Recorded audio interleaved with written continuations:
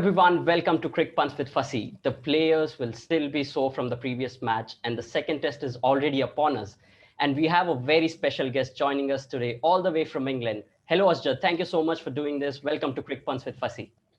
No problem at all. Thank you for having me. It's a pleasure. I've been watching your recent daily reviews and thought it was very interesting. And thank you for reaching out. And yeah, fantastic. Happy to discuss the preview for sure. Thank you so much. So for those of you who don't know, Asjad has an amazing YouTube channel named Cricket for Us 2.0, where he reviews every single match. I mean, I don't know how he does that, but and he brings cricket enthusiasts on his channels to discuss cricket. I've dropped the channel link below in the description. You guys should definitely check it out. Thank you so much for that. But no, honestly, I love your channel. I love the way you kind of have that dichotomy, especially when Najib was on earlier, and then now you've started to do the daily ones. Really a lot of fun. Keep it up, keep doing it, your stuff, and hopefully people will be contacting you in the next couple of months to say, Fussy bhai, please come to our channel. Definitely. Hopefully, but thank you so much for doing this. So before we start discussing this match, I just want to know about you. Like, how did you start this channel, when, and why the 2.0 in the name? So I started the channel around September last year, and I've been a cricket fan for, I don't know, since 1995, 1996, something like that. So yeah, my brothers always told me you need to do something with your cricketing knowledge of an encyclopedia that you have right now. Yeah. So I thought, okay, I should do something. I was working. And then obviously lockdown happened, all this stuff happened. I was sitting one day, I was like, I see this guy doing cricket videos. I can do this. And then I started my channel, the 2.0, because in October, when I started getting thousands of views on my videos, a certain cricket board I don't want to name that is affiliated with the IPL shut my channel down. Right. And I posted a video on my new channel, and that's the reason why the 2.0, because initially it was just Cricket for Us, but now this is 2.0. This is hopefully the one that doesn't get shut down. So that's the reason why I went to 2.0. Well, hopefully you just keep it going. But that's interesting because it was because of my brother as well. I started this channel because he was like, you have this so much knowledge and we discuss so much after every match. You should just start a YouTube channel. So kudos to our brothers. Definitely. I'm a huge fan of your brothers. I've just seen his video with Monty Panesar. Yeah. Oh my goodness. Loved it. Fantastic. So yeah, I love your work, love your brother's work. Great job. Keep doing it. Right. Thank you so much. So let's just get down to business, right? So before we start with the preview, I just wanted to know your take on, like, everyone's saying that the Sri Lankan series was a good preparation for England team. So what's your take on that? I would agree with them. The reason is because India hasn't played in India and in a test match for quite some time. Yeah. England have played similar conditions when they went to Sri Lanka, right? Joe Root perfected the sweep shot in Sri Lanka in that series, right? Yeah. So that helped. Second thing is, Jack Leach and Dom Bess, they got their, jitters about, if we play on spin-friendly conditions and we don't perform, what's going to happen? But they did perform, so that gave them a bit more confidence. Okay. Yeah. Next bit is the fast bowlers. You had James Anderson and Stuart Broad both taking 6 wickets in both the matches that they played. They don't play away from each other often. They usually come as a duo. Yeah. But this is what England is trying to do. They're playing 17 test matches this time around, this year. Right? Yeah. So they're trying to manage their workload. In that instance, I think that's why it was probably the best preparation. India, unfortunately, had the IPL. Then they went to Australia.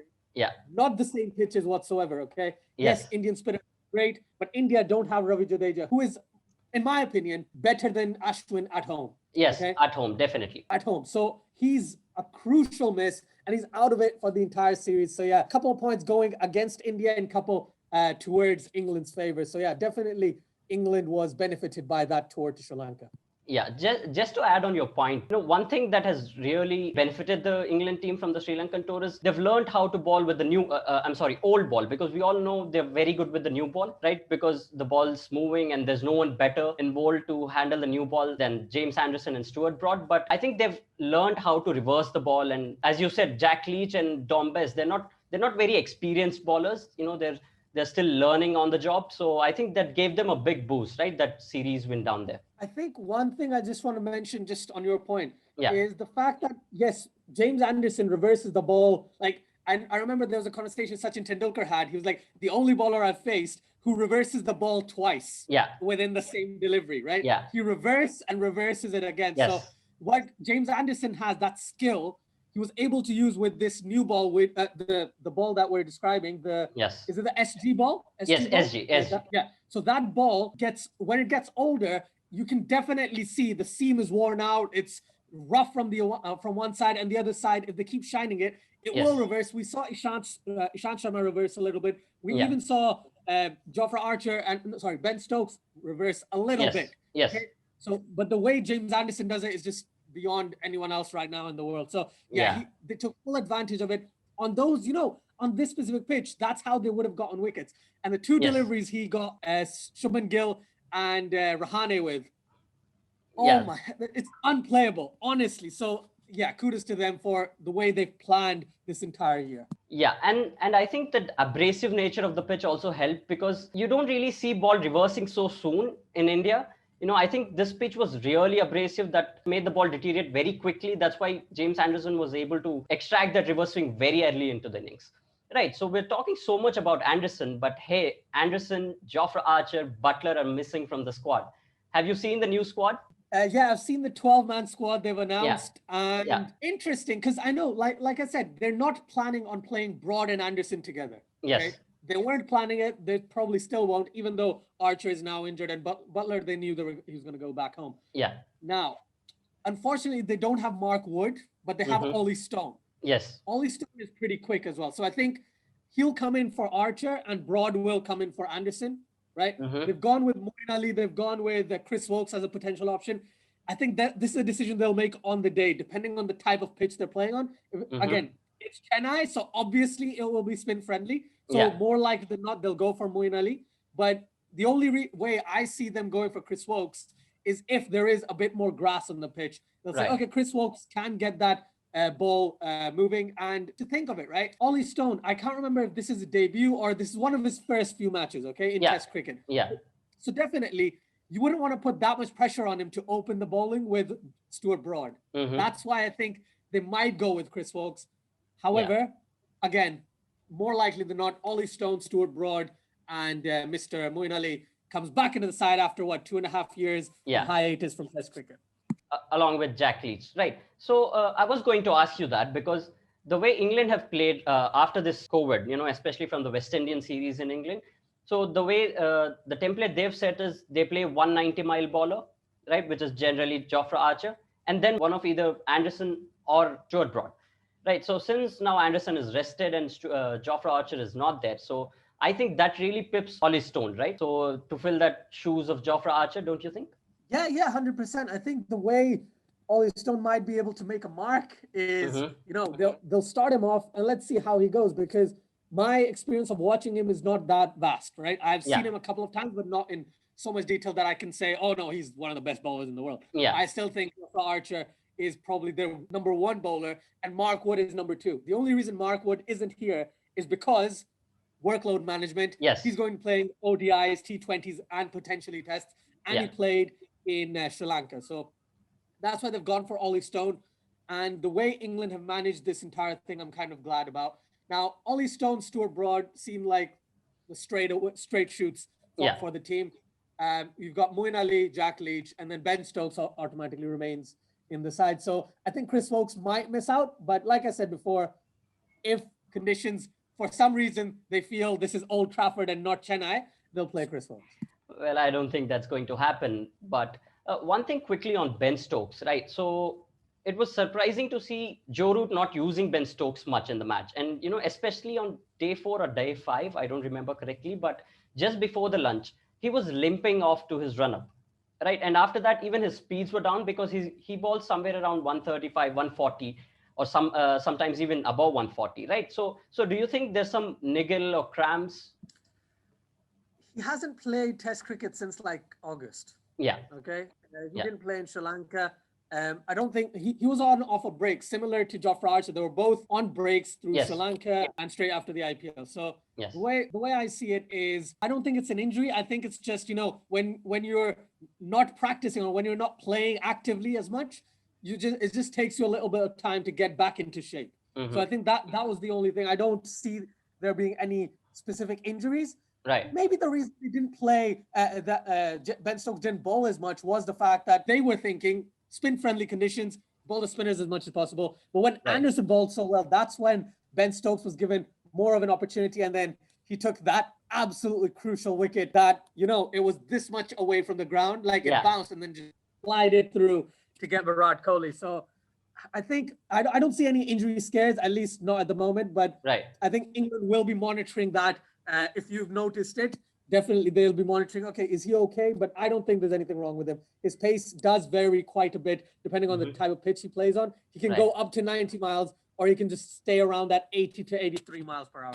Right. So what do you think, how should England see this right now? Yes, I mean, not many people would have given them a chance to win, let alone this comprehensively. What do you think? How should they plan this right now? The way England speak about their cricket is very similar to how India usually speaks about their cricket, which is we've won the previous match. Right. Now that's out of our heads. Right. Now we look forward to the next match. So I think England would be looking at it in a very similar fashion. Fine, we won the first match. It's okay. Second match, we've got a different setup. We've got a different team. Yeah. Right? We don't know what the pitch is like. Their concepts would be the same. Win the toss, bat first, score 600 runs, and then bowl out India twice. Okay, that's take 20 wickets. That's a logical plan, but that only works if, they win the toss, which is a 50-50 chance. If they don't, I'm sure they'll still be confident enough that they can get India out for under 400 and then bat most of day 2 and then day 3. Because you don't see this very often anymore where teams bat 2.5 days in a test match, right? Yes. Don't see it very often. But we saw it with India, when England toured a few years ago when India scored 700 odd. Right? Yes. So it does happen. So maybe that's the way England are trying to perceive it. That if they can get India out for around 400, then they can bat once again days 2 and days 3, because day 4 and day 5 will deteriorate once again. And we saw this. England 172, England 178, India 192, all out, right? Day 4 and day 5. So the pitch deteriorated quite a bit. When it was looking absolute flat, that's when England batsmen were batting, right? Yeah. And Indian spinners were like nowhere to be found to do well within this landscape. And then when the Indian batting came in, the pitch started to deteriorate. That's why we saw Dom Best take 4 wickets. Then we saw, wickets fall on day 4, etc. So yeah, I think England's plan will be the same: bat first, score runs. Take 20 wickets. Right. I think that was very clever from Joe Root and the management's part, because they knew that the pitch will start deteriorating from the day 3. So, they made sure that they don't throw the wickets away, don't throw the start away, and just play big, and make India bat in difficult conditions. Because once you score 600 or 500 runs, it's very tough for the opposition because they're always catching up in the match. They're a long way behind. So I think that was bang on from Joe Root and the management. So what do you think about this rotational policy? Because it's like, there's 2 sides to the coin. One, you're keeping the bowlers fresh, especially important players like Jimmy Anderson and rest. But the other thing is you're suddenly getting new players in, like someone say Ben Fowkes or someone like Moeen Ali, who hasn't played cricket in a long time. So how do you think that will affect? Will that be like with playing in difficult conditions, hot conditions, so fresh players, fresh set of legs? Or do you think there'll be a bit of rawness into the team as well? Rawness will obviously show up due to, not playing as much cricket. But the way I see it is, I actually appreciate the way England have handled this entire situation. 17 test matches in a year. That is 85 days of test cricket, okay? That is a lot of test cricket within 1 year. Yes. So probably the way they're planning it is, they've got the Ashes at the end of the year, okay? England, whatever we must say, England care more about the Ashes than anything else. Yes. Right? Same with Australia. Care about the Ashes more than anything else. They care about the World Cups more than, this World Test Championship. You got T20 World Cup. They're going to need Archer. They're going to need Wood, right? They're going to need their bowlers to kind of come in and perform. So I understand where this is coming from. On top of that, Josh Butler, I believe, is going on paternity leave for these 3 matches. So it made sense to let him go rest. And then when he comes back into the England setup, that would be in the limited over format, where you can practice for the T20 World Cup. So I actually like the rotational policy. I'm not a huge fan of James Anderson and Stuart Broad not playing together, but it makes logical sense. It makes logical sense. They've got 2 against New Zealand in, can't remember, May, June time, test matches, right? And I don't think England ever thought they were going to win this series, right? Right. I don't think England even contemplated, oh, we're going to win this series and get to the World Test Championship. They probably thought, we're going to try our hardest. If we get through, fantastic. But we're going to stick to our plans because we want our players to be fit, ready, safe, most of all, and perform the best they possibly can. Yeah, I guess that makes sense, and I really appreciate that as well, because I'm interested to see how India do it, because you can't even imagine someone like Bumrah not playing the World Cup, because that'll be a big setback for India. Right, so let's come to India. Do you think the lack of preparation time and the mental fatigue from the Australian team is a factor for this team? It was in the first game, but I don't think it will be anymore. They will realize that, oh, we were on a high coming back from Australia. We can't be on a high anymore because we got absolutely brutalized. Is it 277 runs, right? 277 runs? Yeah. That's how much they lost by on day 5. Right? Yeah. The same side. And the way I feel is, you see Virat Kohli. Mm-hmm. He was not the captain of the team that won in Australia. Yes. He will be taking that pressure thinking, I need to win this game. I need to win this series because everyone is questioning, not everyone in the team, but outside the team, media, fans, everyone, is Rahane a better captain? Is Rohit Sharma a better captain? Did they work better doing this? Did they do this? I know it doesn't, like, as a player, you don't think about it, but it does creep in a little. And it feels like the way Virat Kohli was at the post-match press conference and presentation, it seemed as though he realizes that, even though if it is just a little bit, but it's in the back of his head, and he will want to prove everyone wrong to say, I can still win in India. I can still win with this team. I can still score 100 November 2019. I saw a stat yesterday, which made me chuckle, but also made me feel bad because I'm a huge Virat Kohli fan. Yeah. Since November 2019, Virat Kohli has made 0 test hundreds, and Yasir Shah has scored 1 test 100. Okay. It's not the best of stats, but it was just weird to see. And so definitely, I think Virat Kohli is willing to prove himself and show everyone that he is that amazing. Now, the fatigue would be with players who were there, right? So Rishabh Pant, Ashwin, Washington Sundar, even Bumrah for a little bit, but I don't think Ishant Sharma would have that. I don't think Pujara will, even though Pujara is like an absolute beast and he batted very, very well throughout the Australian season and even in this match. But I think other players might actually feel like we won in Australia against Australia. England's going to be easy at home. But that's gone out of the window now because they've realized, no. We're a great team, but we just lost to England in Chennai, where I think they haven't lost for 30 odd, I don't know exactly, but 36 or something years in this ground. I might be wrong, but something like that. Yeah, well, I think it was a good wake-up call for everyone because the little highs of the Australian series would have washed away right now.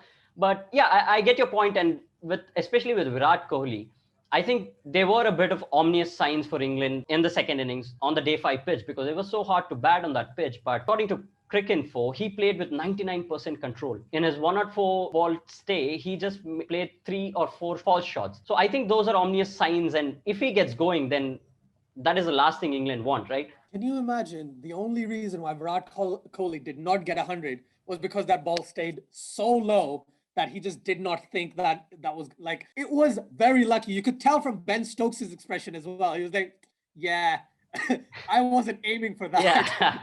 Yeah, well. So I think Virat Kohli will perform. And as you said, 99% control. That's fantastic. I have never seen that on the Cricinfo stat. Like, I think the 96, 97 is the best I've ever seen. So 99 is outrageous. And he looked very good the time he was at the crease. So I'm looking for at least 100 in each game now. So that's what I'm thinking. I think Virat Kohli would be looking at as well. Well, fingers crossed from an Indian fan. But so what did you think about the Kuldeep Yadav exclusion? Because there was a lot of talk about it. I actually found it logical in the first test match. I'll get to that why after you answer. But what did you think about it? And should he come back in the next match? I'll tell you both answers. So number one, I wanted Kuldeep Yadav to play. However, Akshar Patel was injured. So they had to change their plans. That's the way I saw it. That they were potentially thinking 2 bowlers spin into the batsman, to the right-hander, 1 bowler spinning away from the right-hander, right? Now, when Akshar Patel got injured, when Jadeja got injured, they were like, okay, let's bring Akshar Patel in. When Akshar Patel got injured, they were like, okay, we can play Shahbaz Nadeem, but the thing is now our batting is lacking. So we need to play someone else who spins into the right-hander. Washington Sundar scored a fantastic 85 not out. Can't even talk enough about it. But honestly, I think it made sense, but I wasn't in support of it because I just wanted Kuldeep Yadav to play because I think he definitely deserves a place in the Indian side. Yes. I can't remember this. Correct me if I'm wrong. But the last time he played for India, he took a 5-er, didn't he? Yeah. The last test match he played was way back in the SCG. Last time India toured Australia. And he took 5 wickets, didn't he? Yes, he did. Yeah. So since then, he hasn't had a chance to come back and prove himself. And he will be, if he gets chosen or if he's selected for this side, he would be looking to make a definite mark in the side, definitely. So I think Akshar Patel is going to play this time around, just to kind of follow on from what you might ask me next. Akshar Patel is, because he is meant to be fit for the second test, so I think he'll come in instead of Shahbaz Nadeem. And I have a feeling, I don't want this to be the case, but I have a feeling that they'll actually go with Washington Sundar because of his batting, because of what he's done with him. Right. We'll come to the 11 in a bit. So I'll just continue on the point of you were telling about whether Chris Woakes will play because of the pitch. It'll depend on the pitch, right? So I just read this article on Cricinfo where he was there was this interview with the pitch curator, and he said that this pitch will start spinning from day one because apparently the first pitch, it comprised of red soil, and this pitch will have a top layer of black cotton soil which crumbles a bit faster if there is dry conditions, and it's Chennai, so you will have dry conditions. So I think they will go with Ollie Stone and Moeen Ali. I agree, completely agree. Ollie Stone because of the pace, Moeen Ali because of the spin. I'll just bring this up because I read the same article just before I joined the meeting. So I agree with that. That's what they were thinking, and now the toss doesn't matter as much as it did in the first match. The toss it's not irrelevant, but it makes it a lot easier. Even if you lose the toss and you don't bat first, the spinners come into play. And again, I would think someone like Kuldeep Yadav would get more spin on the ball, wrist spinner, all that stuff. So India will have to look at this, but like I said, and like you said, we'll talk about the playing 11, but I have a feeling that if it's going to spin from day one, India will again go with 3 spinners. However much I want Siraj to play, they're going to go with 3 spinners. Yeah, I think so. So we'll come to the 11 now. So what are the changes you're expecting? We know the changes in England side because they released a 12-man squad. But what are the changes you're expecting from the Indian squad? Just one. Shahbaz Nadeem. Just one. Shahbaz Nadeem out and Akshar Patel in. I've said about Kuldeep Yadav about 8 times in my videos over the 5 days, right? Yeah. I talked about Kuldeep Yadav in some way, shape, or form. I don't think he's going to play. I want him to play, but I don't see him playing. I think they're going to stick with Washington Sundar. Right. And then they're going to, because he offers that extra thing with the bat. Yeah. Yes. Okay. So my 11 would be, Akshar Patel in for Nadeem. And yes, you make a fair point that Washington Sundar was good with the bat, but he was very underutilized with the ball, don't you think, in the first test match? So if that's going to be the case, then it's literally no point of him being in the squad, even though it's very hard on him because he played so well with the bat. I think if that is going to be the case, and if the pitch is going to spin, I think Washington Sundar will go away and Kuldeep Yadav will come in. But let's see tomorrow. But I think that is my guess if they want to go with 3 spinners. I hope they think like you, Fasi, honestly. If they do, I would be absolutely ecstatic. One thing I just want to add on this is we have to consider the fact that Washington Sundar and Shahbaz Nadeem, most of their bowling was done on a pitch that was not spin friendly at all. The first two and a bit days. That was the road. I agree with the underutilization because in the second innings when India were bowling, they did not use Sundar as much. They didn't use Bumrah as much either. Bumrah only bowled 6 overs or something? Yes. So they underutilized them in that final innings because they thought, no, we have someone bowling into the right-hander, someone bowling away from the right-hander. So that's probably the thought process they went with. But yeah, definitely, if India think logically on what type of pitch this is going to be, I personally think Kuldeep Yadav should get a chance in. Yeah, because Kuldeep possesses more variation. He spins the ball both ways. So, and since he's a wrist spinner, it'll be hard for the England batsman to pick him. So I think he should come into the squad, but we'll see what happens. So let's come to the prediction. So what do you think? What do you think is going to happen? Right. Let's go with you, Fussy. Let's go with what you think first. Right. So I said it in the last video as well. I still feel India is the favorites. I'm not being biased here, but I still feel they're the stronger team, and I think they will come back hard and win this match. And yeah, I mean, I think they will win the series as well, but let's stick to this match. I think they'll come back hard and they'll win this match. Yeah, I agree with you. I think India is the master of bounce backs. Okay, that's the way I see India, right? They lose the first match of almost every test series they play. And then in the second match, they show how good they actually are. They're like, no. It's like, I don't know if you have this or not, but whenever I used to play cricket with my brothers, every first ball is try ball, right? Right, yeah. So the first match is a try match. Like, okay, it doesn't matter if we get out, if we don't. Okay. But everything after that, that's proper cricket. And I think India will bounce back. They'll actually, again, I have a feeling that they might win this quite comprehensively by day 4. That's my personal prediction. I predicted a couple of things. I've said, I know we're not going to talk about the series, but I think India will win the series or draw the series. I don't see India losing the series. Right. India can't afford to lose the series if they have to go to the World Test Championship. If they lose even a single match, they're out of the World Test Championship. So yeah, so Australia will be hoping for that, but let's see what happens, because as you said, India have, I guess, mastered the comeback, and we just saw that in the Australian series, and hopefully for an Indian fan that happens again. Can't wait, honestly. I'd be so happy if India wins. Literally, the way that they win is going to be fantastic. Rishabh Pant needs to score 100. Virat Kohli needs 100. Basically, Indian batting needs to fire. Right? Yeah. Rohit Sharma hasn't done much. Rahane hasn't done much. I would like them to perform. Yeah. I've heard news about, Rahul coming in or Hardik Pandya. They're not going to drop Rahane. They're not going to drop Rohit Sharma. India is, for lack of better, India is not Pakistan. They don't change after one match. The only, honestly. So I don't see them making any drastic changes, especially in the batting. But these players are that good that they're going to come good one day. And that might just be this time. Yeah, well, a lot to look forward to. A lot is on stake for India. So we'll see what happens. So thank you so much, Asjad, for doing this. It was so much fun. Guys, please do like and share and subscribe to his video. I've put a link for his channel in the description. No, thank you, Fasi. Like I said, it's a pleasure to be here. Really enjoy it. For everyone watching, please do subscribe to Cricket Punts with Fasi, right? An absolute amazing channel. Great insight, great analysis. And it's not like an hour long or anything. So it doesn't take too long to even watch the videos. Watch the entire video, like, subscribe, comment nice things, do all that good stuff, because I absolutely enjoy your videos, man. Keep doing what you're doing. Thank you so much. Thank you so much. Cheers.